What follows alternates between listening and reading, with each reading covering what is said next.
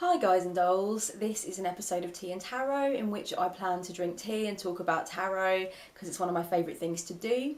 I've got nothing exciting in the cup this week. I'm actually not at my house, I'm staying with my mum, and I did bring a few sachets of various different interesting things, but they have now gone, so I'm just kind of left with the breakfast blend for now. I was actually going to purchase the sleepy tea from the Pucker range yesterday, but then I didn't, and I might go and purchase that later. There's some 3 mint in the local shop, which is like, sounds good, sounds like it's going to blow the top of my head off.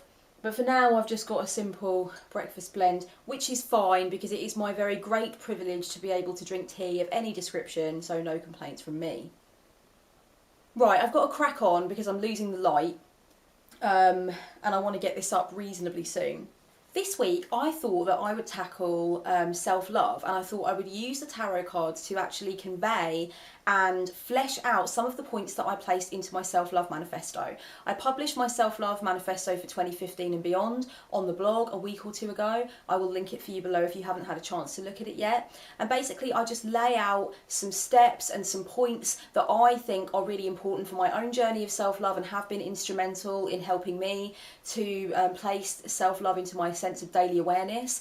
And really I just wanted to share that with anybody who kind of needed some pointers that were all kind of neatly placed into the same sort of document that could kind of remind them of different ways to bring self-love into being, into consciousness, and kind of heighten our awareness of self-love as a daily practice, and also just to encourage people to write their own self-love manifestos. It was a really fun process, and I'm going to just quickly use some cards to break down a couple of the points that I made, and I kind of selected cards with messages that I feel gel with those specific points. In my self-love manifesto, I urged people to challenge self-loathing wherever they find it. I think it's very true for a lot of people that once they actually commit to a daily practice of self-love, and once they acknowledge that it's important to them to bring self-love into their own lives, they also gain a hypersensitivity and a hyper-awareness of other people's self-loathing, of self-loathing around them. Once we are on a sincere journey of self-love and we are putting that into practice every day, it becomes easier and easier to see holes in other people's sense of self. You pick up on things that people say about themselves on the TV or in person. You pick up on kind of people being negative about themselves, being down on themselves, shortchanging themselves, downplaying their abilities. All this kind of thing happens, and when you're on a sincere journey of self-love, you quite often become hypersensitive to self-loathing, to self-criticism, self-mockery, people berating themselves. And I really feel like we're often called upon to be the light for somebody else and to hold space for somebody else who might not have consciously decided yet to bring self-love into their lives and to actually honour themselves and to think about the power that is inherent within self-love. And that's why I chose the following cards to kind of reflect this point. I chose the Star and the Queen of Swords. The Star is about nurturing. There's a huge theme of nurturing and giving and charity and compassion and actually just overspilling, overflowing in some way, nurturing the earth with this water, kind of this feeling of plenty and this feeling of abundance. The Star is also a symbol of hope and a symbol of potential and beauty. You know, we wish upon stars and we talk about shining our light in the world and we talk about being a shining star and stuff like that.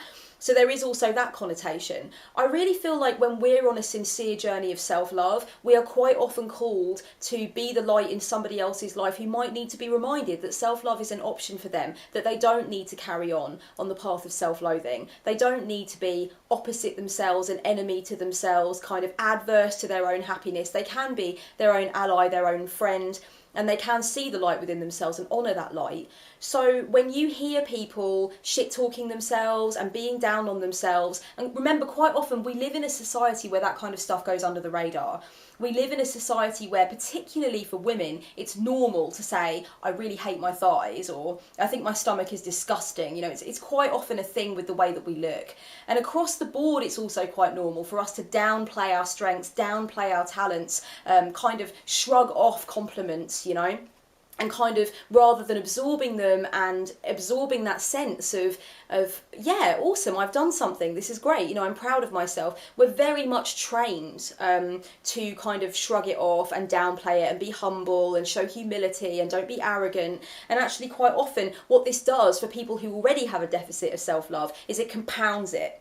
So I think the star really just offers a message of where can you be the light in the life of somebody who maybe isn't seeing and embracing and acknowledging their own light right now, and how can you hold space for somebody who might not yet have decided to make self-love into a daily practice, and how can you inspire them to do that. I chose the Queen of Swords for the other side of the equation. I think it's really important to consider the fact that when we are moving into people's lives and into conversations and into points of view with our own kind of strong message of self-love, self-honouring, self-respect, you need to be assertive to do that kind of thing. And when you spot somebody in the act of self-loathing, you have to be kind of assertive and confident in your message to step forward and say, hey, don't talk about yourself like that. You know, you don't need to do that. Like, love yourself as you are, love the skin you're in, love what you're capable of doing, play to your strengths rather than focusing on your weaknesses. In order to open up these kinds of dialogues and conversations, it takes a certain amount of confidence. And actually, I think that the Queen of Swords represents that assertiveness and that ability to be communicative for the greater good. One thing that helps us to be open and to invite these dialogues and to encourage people to talk about their own struggles with self-love and to hold space for people who are struggling with self-loathing is results. Once we've been on our own journey of daily self-love for a while and we've seen those tangible results and we feel so much better and we are an ally to ourselves and it feels really wonderful, that's the point where we realise that we want to help other people have that in their lives, because it's been so instrumental in our lives and it's brought such joy to our lives, and it's really permitted us to expand our sense of who we are and who we can be. So I think quite often once you see tangible results in your own life as a result of being on side with yourself and being your own friend, that's the point where you do step into your power as a light worker or agent of change, or, you know, your compassion comes to the surface and you kind of gravitate towards those instances of people being in self-loathing, and you want to give them a helping hand, you want to inspire them, you want to show up in the world and be like, look, self-love is what it's about, you know, why are we being other to ourselves? Why aren't we defending ourselves, encouraging, supporting, nurturing, loving ourselves, witnessing our incredible strength and our incredible power and our incredible individuality? And the more you kind of drop into your heart and live from a place of self-love, the more aware you will be of the fact that that is a mission for you in the world too. And so it kind of works like that, and that's what I like about it. I actually love these two cards in tandem with each other because they hold such different energies in so many ways. They really contrast. There's kind of a sense of armoury with the Queen of Swords, and that sense of hardness and that sense of kind of an autonomy that's almost militant in nature kind of thing, like going into war, having to stand your ground and having to kind of adopt that kind of maybe an icy exterior in a way, but to get things done.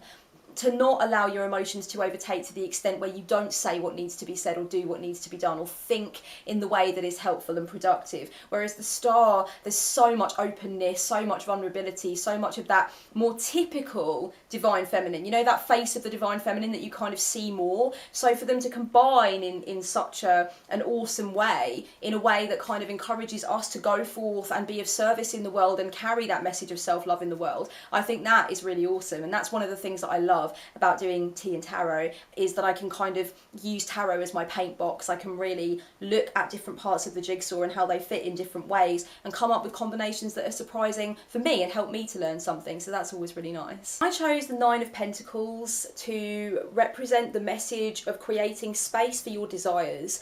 Self-love is about honouring what you want, believing that you are permitted and entitled to move towards what you want, and getting rid of those areas of self-sabotage or those areas of downplaying your sense of desire or ambition or what you kind of want out of life and the life that you want to design.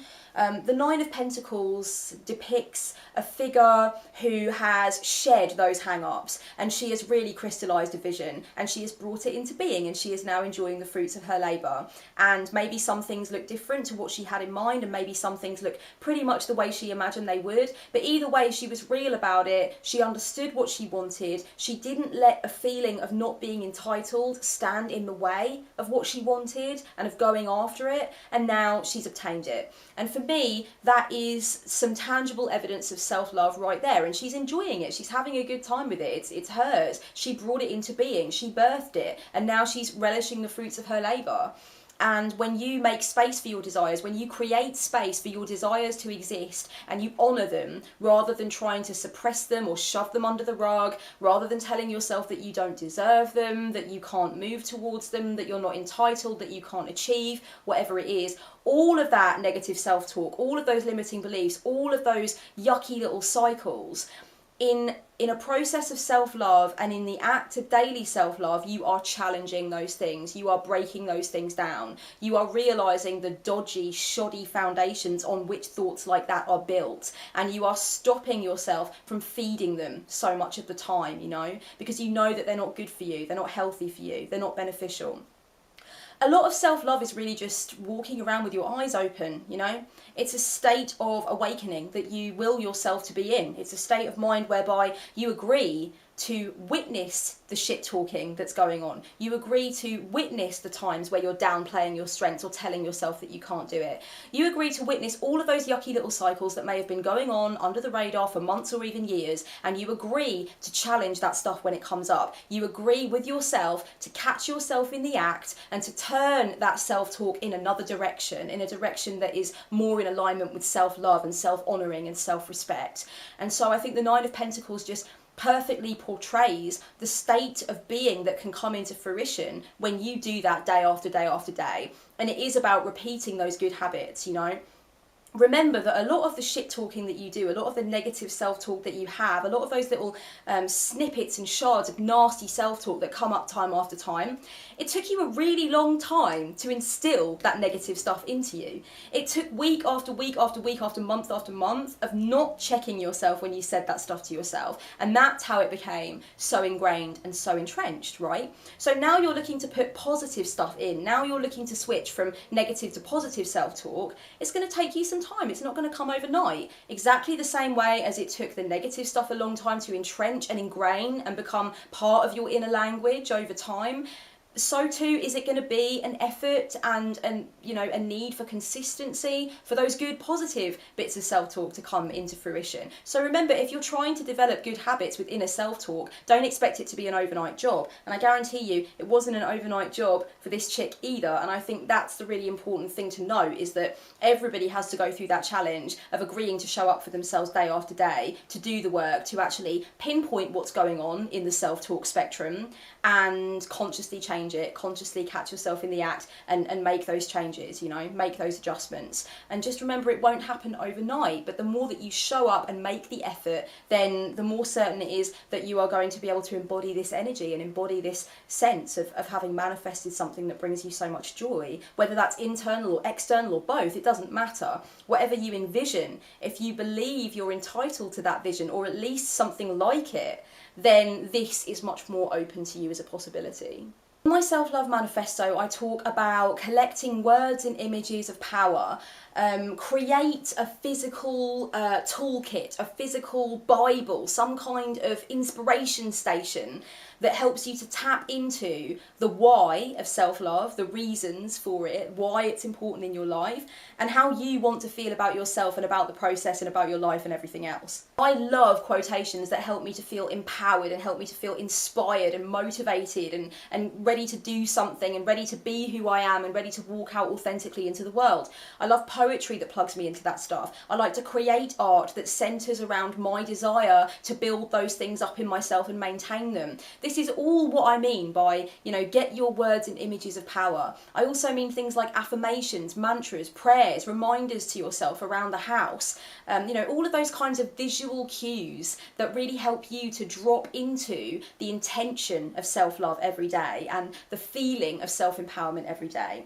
And I chose the Magician to kind of reflect that idea of sharpening your tools, working out what your tools are, what really helps you to foster a sense of self-love, what inspires you to keep going when you might feel a bit like stepping back on yourself, or you might feel like things are going a little bit dull. What inspires you? How can you collate it together and kind of keep it as your sacred manual? To me, this seems very much like something that the magician would do, and so I really wanted to convey his energy in alignment with that particular message. I have often said that part of self-love is tough love, recognising when you are playing the blame game or when you are falling prey to victimhood, recognising when you are expecting other people to pick up your slack or do things for you or make things better for you, recognising where you are overlooking or trying to ignore or trying to suppress your negative cycles rather than dealing with them. This is about really facing yourself and saying, look honey, no more. And it's really important that you realise that the tough love that you give to yourself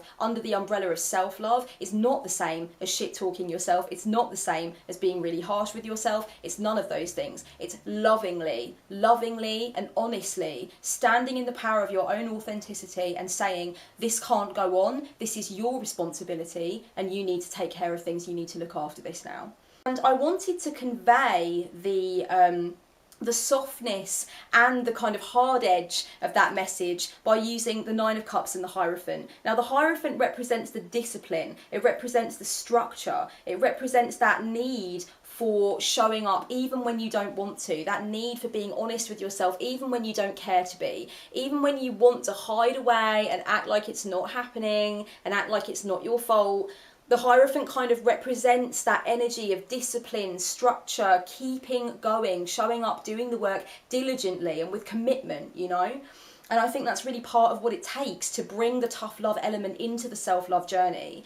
And the Nine of Cups, I kind of see it as a representation of taking control of your emotional intelligence, you know. You might have a great deal of emotional intelligence. You might realise the why of self-love, the reasons for it, the intention behind it.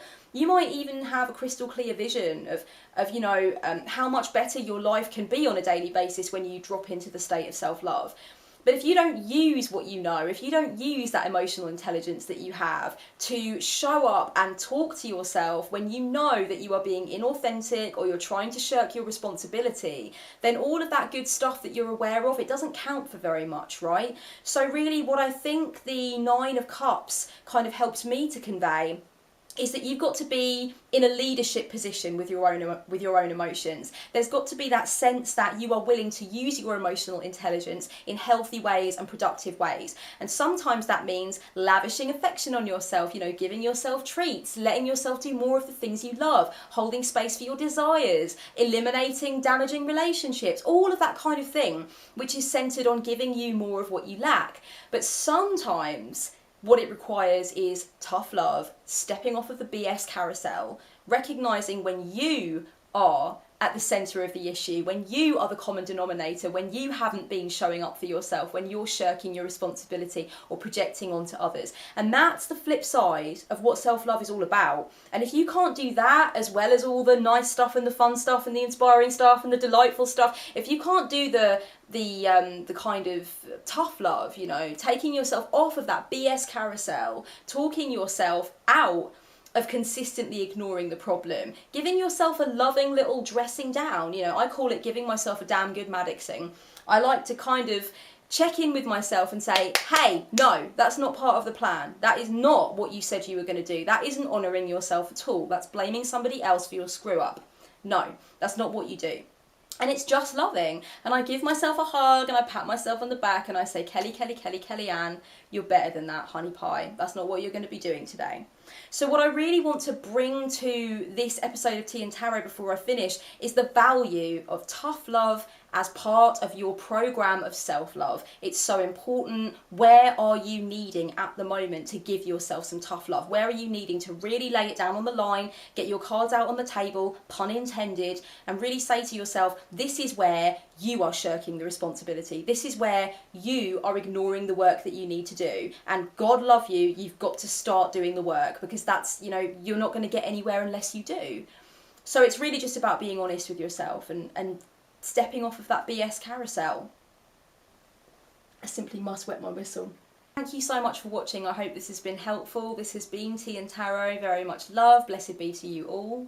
you can go to thefourqueens.com where I blog regularly. I have a Twitter account, so tweet me or read my tweets. Facebook, I have a Facebook Four Queens page. I am on SoundCloud. I just the other day released a free downloadable audio file which is all about business, heart-centered business, soul-centered entrepreneurialism, and basically all of that good shizzle. So you can download that and you can enjoy that at your leisure. I'm on Instagram. I Instagram things, cats, crystals, tarot cards, my own face, the usual shizzle. So, you know, I'm on the internet. Come and find me and say hello.